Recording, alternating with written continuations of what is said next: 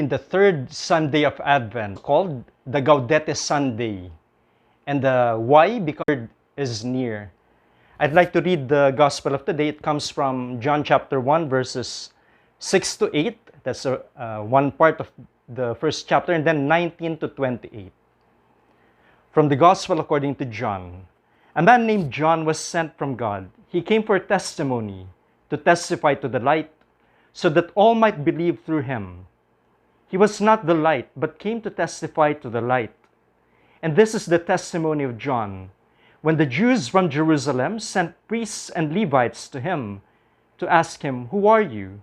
He admitted and did not deny it, but admitted, "I am not the Christ." So they asked him, "What are you then? Are you Elijah?" And he said, "I am not." "Are you the prophet?"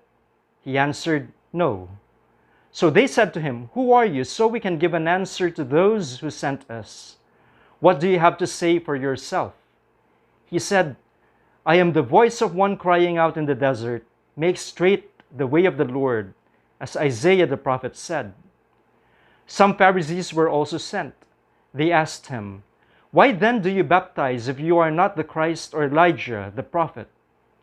John answered them, "I baptize with water, but there is one among you whom you do not recognize, the one who is coming after me, whose sandal strap I am not worthy to untie." This happened in Bethany, across the Jordan, where John was baptizing. The Gospel of the Lord. You know, when we read the prologue or the beginning of the Gospel of John, we are mesmerized. Difficult language. The language is lofty and beautiful, all the more so because it talks about Jesus, who was the Word, He who was with God from the beginning, He who was the light that shines in the darkness. It is within this prologue that where we find parts of our text from the Gospel. We read about John, who was not the light, but who came to bear witness to the light. And what followed was a description of what he was not and who he was, but always in relation to the one who is coming after him, the one whose sandal strap he was not worthy to untie. John was the voice of one crying out in the desert, "Make straight the way of the Lord." And the description of John in the fourth gospel is consistent with that of the other evangelists.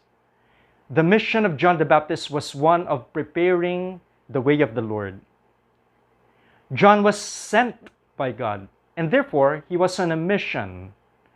If one is on a mission or apostolate, respectively the Latin and Greek, no? In Latin we have mito, mittere, misi, missus, and then in Greek we have that apostello, which means I send. Okay, if we look at that, so they mean the same thing.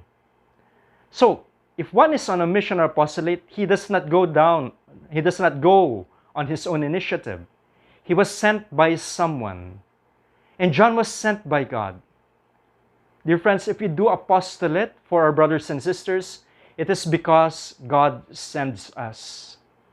The message of the gospel text for this Sunday of Advent is for us to heed the call of the Baptist, to make straight the way of the Lord, to look forward to the coming of the light.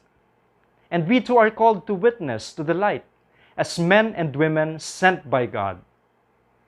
And with this, we ask ourselves in this third Sunday of Advent, how do I acknowledge that Jesus is the light?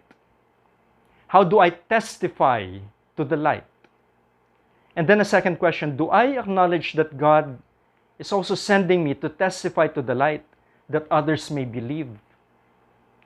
Am I an instrument in making God known?